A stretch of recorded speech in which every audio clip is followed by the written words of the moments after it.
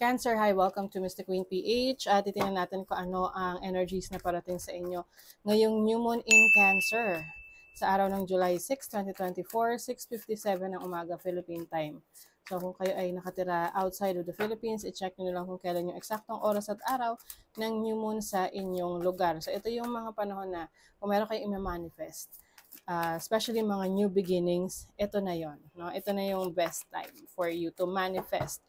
And then, this is also, mas magiging magre-resonate to sa mga Cancer rising, okay? Kasi pag astrology, based sa rising sign yan, okay? So, if you are not Cancer rising, pero Cancer sun ka or Cancer moon, okay lang din, baka naman maka-resonate ka rin dito. But if you are not, i-check mo na lang kung ano yung rising sign mo. Meron tayong link sa description kung paano malalaman kung ano ang iyong rising sign. Importante yan. Maganda yan na alam nyo rin yung rising sign ninyo. Anyway, so it's Cancer season. Happy birthday. Happy solar return. I wish you all the best in life. Happiness, success, good health for you this year. So, for you, Cancer, since a new moon is going to happen in your first house, this is about yourself. You will be focusing more on developing yourself, no? So self-improvement. Because andito rin yung Venus, no? Yung planet na Venus, which is the planet of love, beauty, romance. So I think you will focus on improving your physical appearance or yung outlook mo sa buhay. Mas positibo yung magiging outlook mo sa buhay ngayon. Maaring meron ka ring mga bagong simula na susubukan. This can be a new opportunity for you to travel abroad or to meet new people, to be part of a group. Kasi meron siyang mga positive aspects sa ibang mga planets. Kaya maganda yung energy nitong new moon para sa ating lahat. And also, meron siyang sextile sa Mars, which is in Taurus in the 11th house. Medyo weak nga lang yung energy niyan kasi ang Mars is hindi siya ganun kakomportable sa energy ni Taurus. Okay? So, for some of you, maaring meron kayong mga like mga projects about yung involvement mo sa community, sa isang grupo.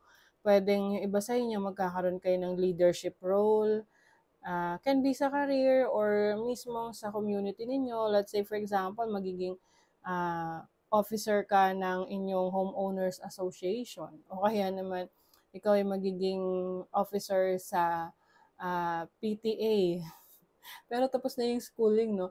But yung mga ganun, you will have this leadership role to be an officer or a leader of a group. Okay? So, maaring isa yan sa responsibilities rin na darating sa'yo. These are good responsibilities kasi, kumbaga, it will enhance, it will improve your character, no? Yung tinatawag nating character development. Ayan. And also, meron din tong trine sa Saturn in Pisces, which is in your 9th house. So, Saturn ngayon is in retrograde. So, I think meron kang mga bagay na nire-review sa sarili mo about what you really want in terms of your education, learning, your religion, belief system.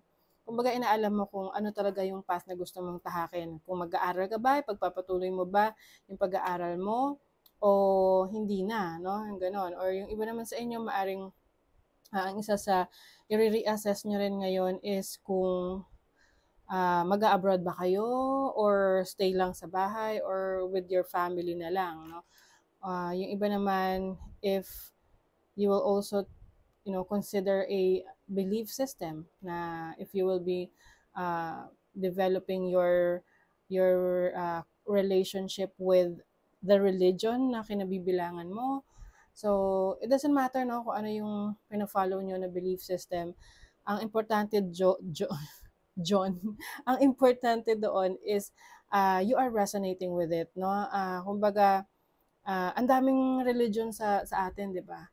But ang importante dun is you believe in God, you believe in the Creator, the Source, and meron kang personal relationship sa Kanya.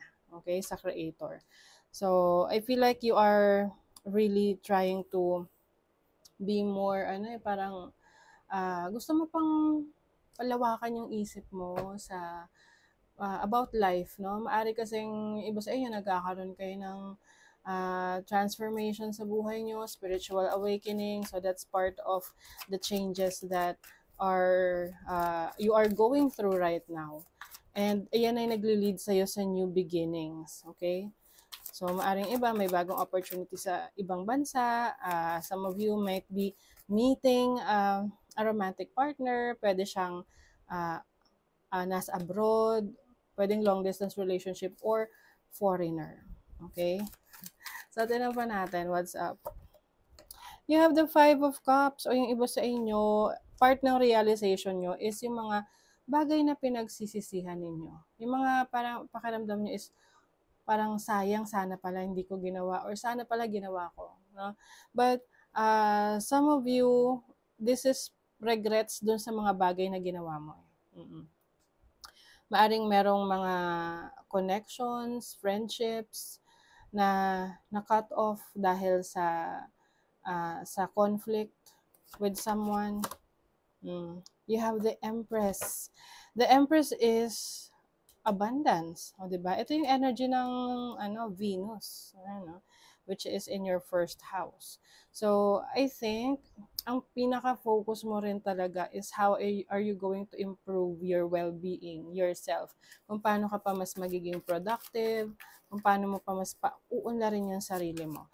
And I also see na you will get attention from people na nakapaligid sa'yo.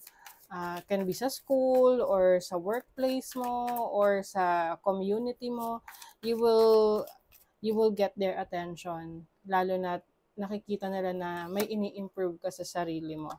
Wow, we have the 9 of Cups, so merong wish fulfillment for some of you, Cancer. Ito yung mga matagal niyo nang hinihintay na gusto nyong mangyari sa buhay ninyo. Let's see anong area of life yung wish fulfillment sa inyo. 5th house, okay, some of you dating.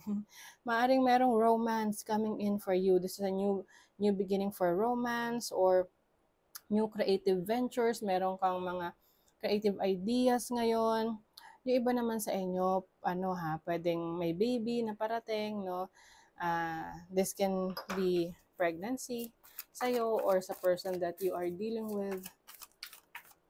Let's see, ano pa. You have the 9 of Swords. Ayan. So, some of you, pay attention to your sleeping habits, no? Kasi pwedeng may mga times na kayo ay sobrang excited sa maraming bagay to the point na pati yung isip niyo hindi na nagpapahinga.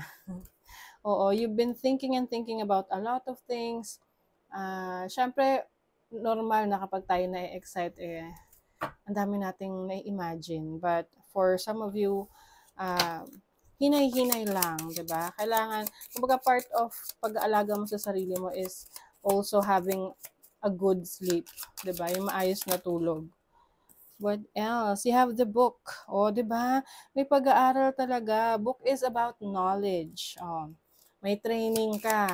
Pwedeng may bago kang work, no? Bagong trabaho, bagong business na nag-undergo ka ng training sa trabaho mo. Or syempre kahit business yan, kailangan alam mo rin pasikot-sikot ng business na pinapasok mo. You have house. So house is about success, no? Pagiging fruitful ng iyong mga nasimulan, mga trabaho na sinubukan mo.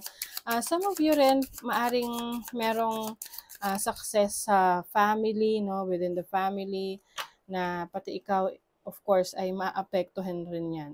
May moon.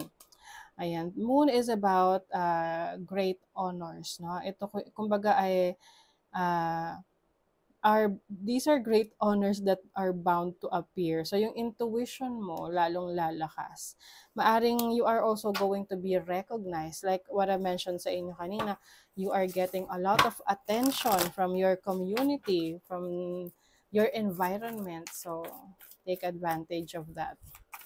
Let's see. Hold your vision, fixed moon. Ayan, yung inyong imagination on point ngayon. Kumbaga, yung mga goals nyo, panghawakan nyo yan kasi yan yung magbibigay sa inyo ng inspiration to move forward. O diba, confidence is your key to success. I think you're going to be more confident sa lahat ng mga ipupursu mo ngayon, especially that alam mo na meron kang mga ini-improve sa sarili mo, physically, mentally, emotionally. So, keep doing what you're doing. Okay? Whatever works for you, ipagpatuloy mo lang. So, that is your reading, Cancer. Thank you so much. Bye!